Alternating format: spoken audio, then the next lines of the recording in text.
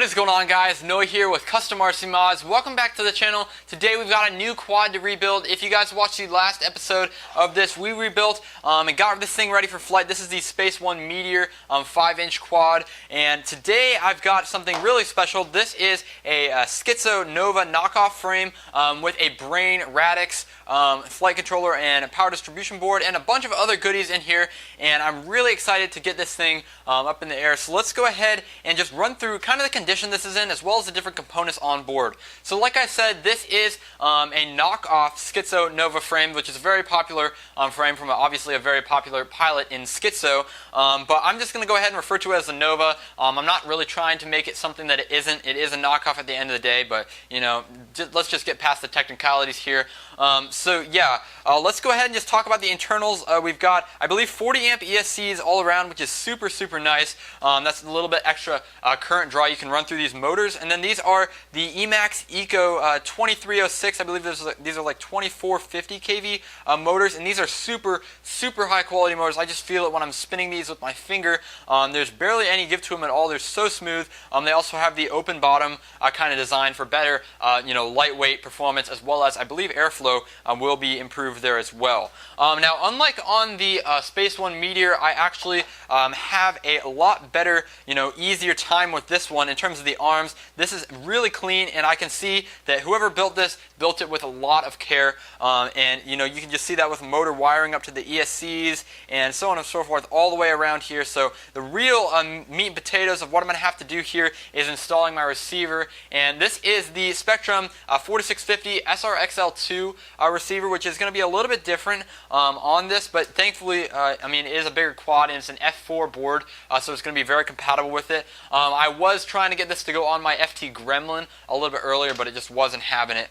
So yeah, on here, like I said, we do have the Brain FPV Radix, and that is super nice because it has a really nice gyro in there, as well as a lot of cool graphical OSD features that we don't really want to go into right now, but it's a super high quality board, and for the price I got this entire drone for, I'm really happy with it overall. And now for the little flight or VTX, I don't exactly know what's going on here. We just have a little stubby antenna. I believe it's somewhere in the neighborhood of 200 to 500 milliwatts, but that's pretty general. I think it's some sort of no-name VTX system in there. And then, as you can see, there is also a receiver installed at the moment. That is a FrSky XM Plus receiver, so I'm not going to be using that, of course, because I do not fly FrSky. I actually fly Spectrum, like I said. So we're going to go ahead and get that out, get that in my parts bin, and maybe I can sell that off sometime, but obviously there's not a lot of need for it. Now, you guys might notice there is no camera currently installed, and that's why I have the RunCam Mini Swift here, that we're going to go ahead and put this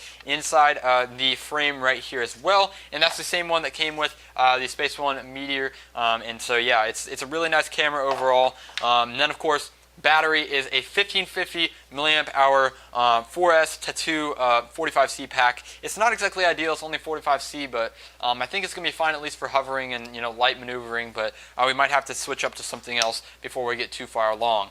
So yeah, again, all that stuff is going to be going in this, as well as, of course, these HQ props that came with the deal. I'm just going to run it on what we have right now, and then I'll go ahead and switch it to my prop of choice a little bit later. So yeah, without further ado, let's go ahead and hop up to the time lapse. I'm going to go ahead and take this apart, get all my pieces soldered in, then go ahead and configure it in Betaflight on my Mac, and we're going to see how it goes. So yeah, let's go ahead and do that now.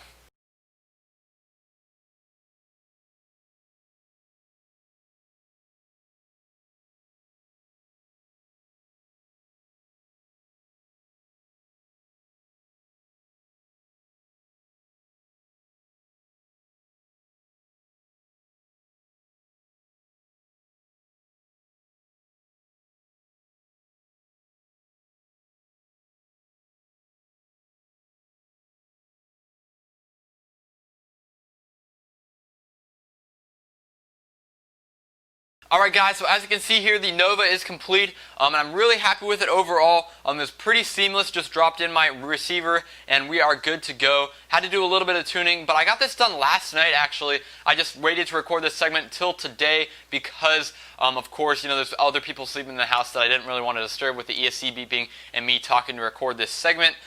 Anyway, let's just go ahead and run through some of the components and how they really dropped in here and what I think about them. First things first, I went ahead and installed the RunCam Mini Swift in here. And I don't even know why they call it a mini Swift, because it's just about the same size as a typical little board cam. But anyway, that's besides the point. I went ahead and installed it at about 35-degree camera angle, kind of in line with the camera top plate, which is not adjustable on this frame. So yeah, we kind of need to do that there. And then, of course, the joystick extension cable I went ahead and glued on the underside right there. You might be able to see that little white speck under there with the micro JST connector for that. But yeah, let's just go ahead and talk about my receiver. Normally I have problems hooking up my SRXL2 receiver to these quads, just depending on the FC board, but it bound up very smoothly to the Brain Radix FC board in here. You know, there wasn't even any CLI typing or fidgeting around with that. I'm really, really happy with that overall. And we got all the, you know, antennas mounted properly. I went ahead and used the original little 3D printed antenna mounts right there. They're nice. They match the color scheme of the quad, and I think they look really cool. It's probably not the most ideal method to go ahead and mount the antennas. You normally want them at a right angle from each other, and I choose to go ahead and mount them to the arms facing forward. But that's really going to not be that much of an issue because there's going to be plenty of range. But also talking about the video transmitter in here, we do have a 800 milliwatt transmitter. I just found that out when I was thumbing through Betaflight. It's not really a notable name brand system in here. However, it is switchable from 25 all the way up to 800 milliwatts, and I set it to 200 milliwatts for the time being, of course, because you're going to get some serious power consumption issues as well as thermal issues if you set it all the way up and leave that running for a long time. So for now, that's good. But other than that, I'm really happy with it. I think that's all we have to cover. The props are the HQ 5x4s that came with the bundle here, and I went ahead and switched out the prop nuts for the green ones that came on the Space One Meteor quad, just because obviously that one had the green nuts looking out of place, and with the green theme here, these little nuts look really good on these Emax Eco motors. So yeah, other than that, I did find out the brand of these ESCs. They're 40 amp Xylo ESCs, and I'm not sure if that means anything good or bad. I've not had any bad or good or bad experiences with those. This is my first time running those, so I guess there's not much to say about it. Went ahead and mounted my battery up top here, and I'm really excited to get this thing plugged in. One thing I noticed when I was initially tuning this is that this XC60 right here is super loose, so I'm probably going to have to go ahead and switch that out for one that's going to be, you know, connecting it a little bit tighter on there, but we're going to go ahead and leave it for now. Anyway, let's go ahead and get this thing plugged in, and I'll show you guys what it's all about.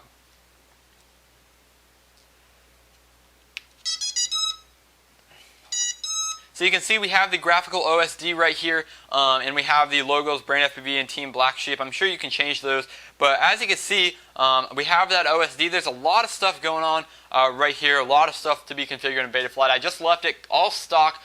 It's kind of a rule of thumb in my opinion whenever you get a new quad. Just leave it on the stock rates because it's been tuned, and the previous owner obviously had a way of flying it, so I'll make my adjustments after we get to flying this thing a few times. But you can see on here, we do have the Luminaire LED strip down below, and that is such a nice little touch, and it looks really good in that green. And I went ahead and just put some clear heat shrink tubing over it and capped off the ends with some hot glue just to kind of water seal it, at least, you know, make it water resistant, because obviously on the bottom it'll be landing in some dewy grass occasionally, and I don't want it to fry itself. So yeah, other than that, you might have noticed we do have this little bulb antenna, you know, stubby right there. That's good. I think that's everything that I have to cover on here. Let's go ahead and do a little quick arm test with the DX6. My arm switch is my A switch down here, and you can see the LED switches to red to tell you that it's armed, and then you can see that we're flashing right there, showing that it's armed right there on the OSD. And of course, you can see we're ready to fly. So let's go ahead, without further ado, let's take it out for a flight in the backyard. I think there's going to be some rainstorms coming soon, so hopefully we can get it in before then.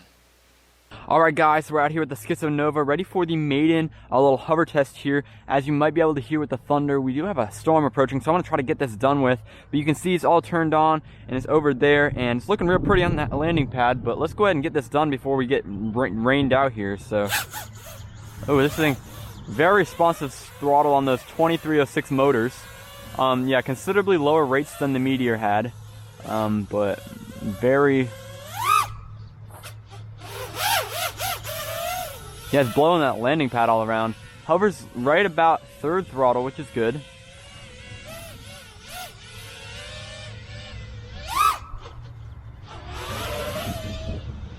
Yeah, very respectable performance on here. It's a little bit louder than the Nova, and I believe it's just because these HQ 5x4 props, they don't have like vortex generators or anything special to mitigate all that sound. But other than that, I'm starting to feel some raindrops, so before we get to anything going on that'd be bad, let's go ahead and land this thing and end this video.